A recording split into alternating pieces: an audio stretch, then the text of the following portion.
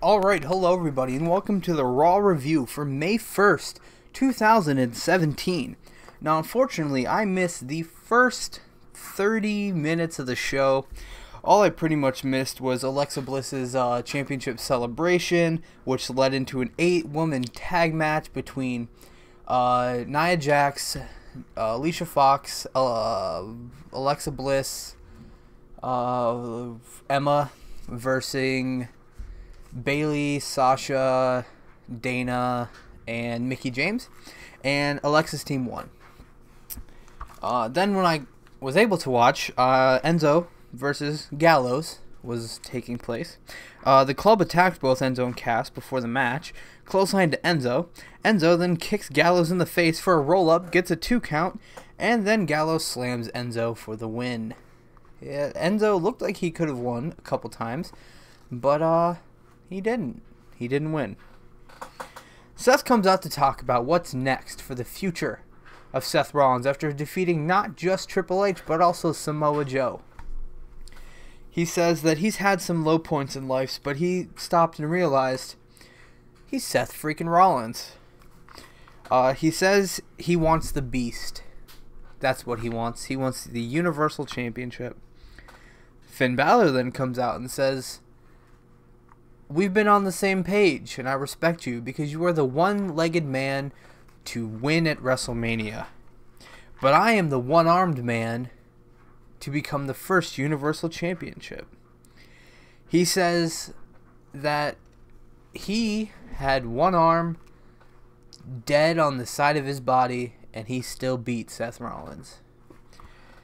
And that he said he never lost the title. So, if anybody is getting a title shot, the line starts behind him.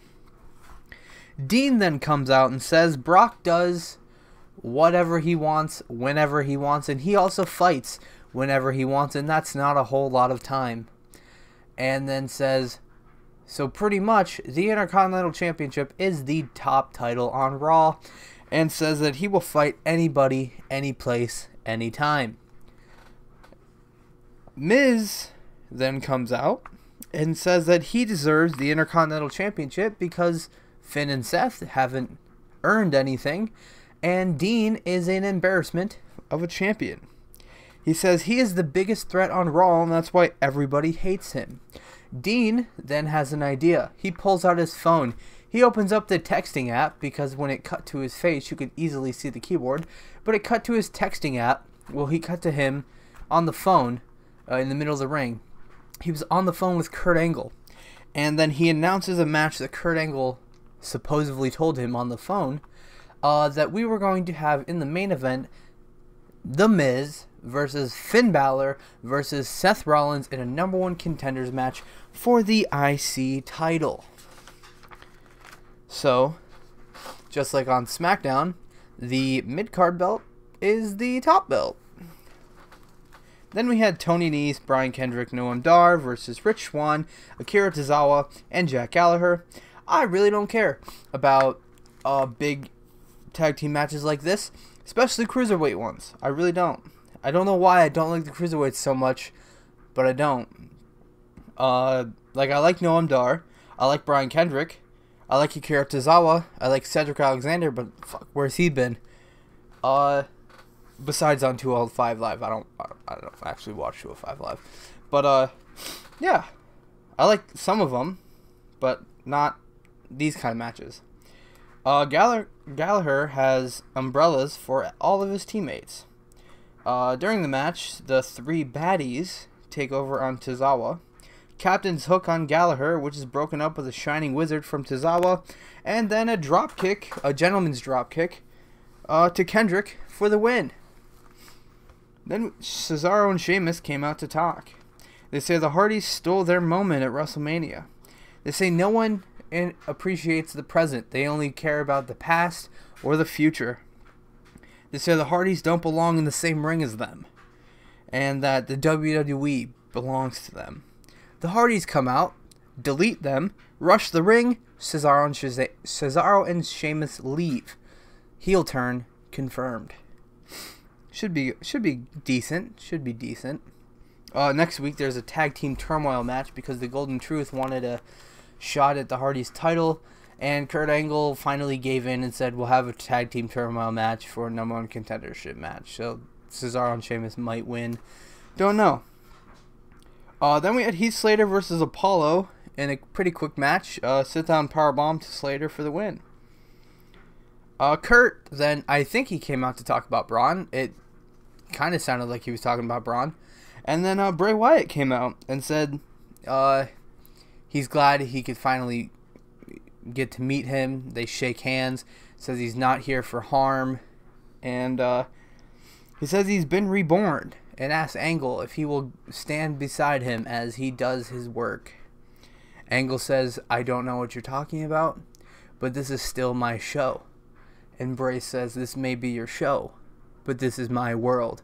And then that segment just kind of ended. Like, after Bray said, this is my world, it went to a commercial. And then that was it. I no idea what it was for, but it happened. So that's something, I guess. Then we had TJ Perkins versus Austin Aries. TJ started off very strong. He locked in a leg lock on the top rope, focusing on Austin Aries' bad knee that he hurt during the match.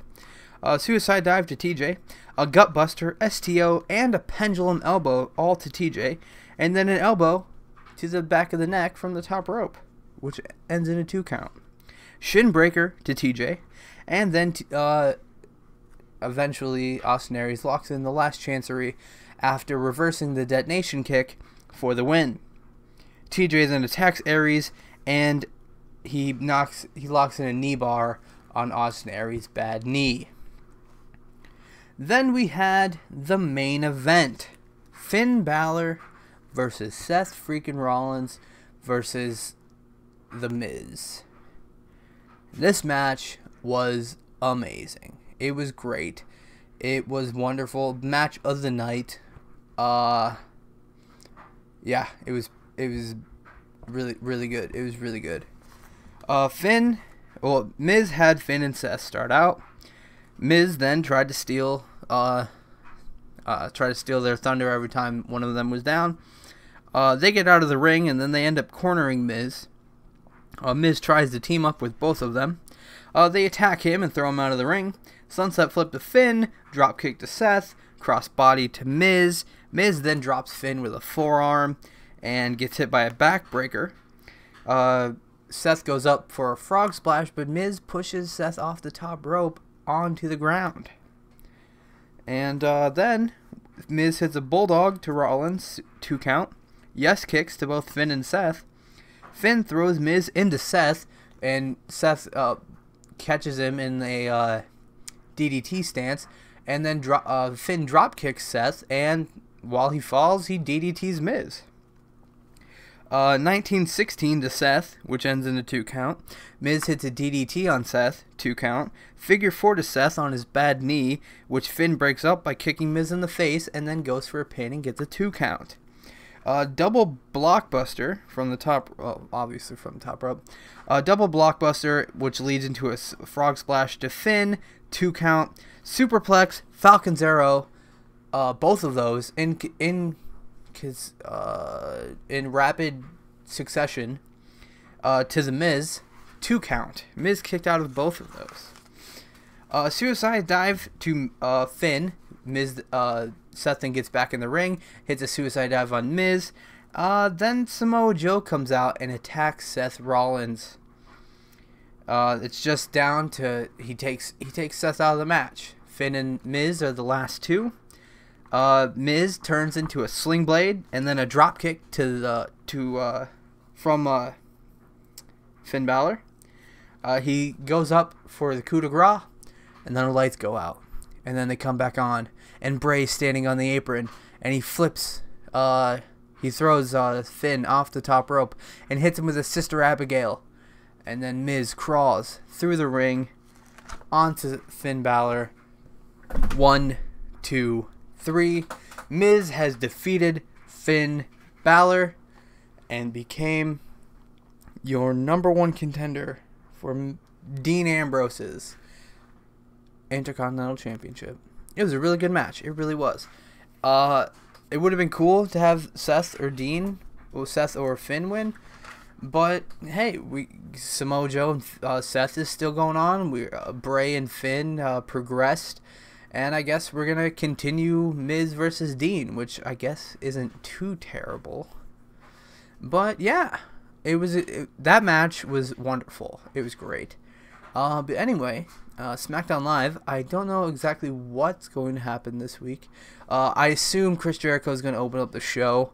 It only makes sense because he's the newest addition. I assume Kevin Owens is still on SmackDown. I assume because he wasn't on Raw.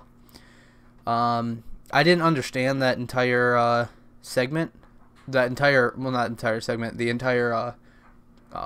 stipulation where I thought only the winner went to SmackDown. So that's the way they made it sound, but that would kind of be stupid. But anyway, that's going to be it for today. Thank you guys so much for watching. My name is Camp Counselor Cody, and I'll see you guys next time. Toodles.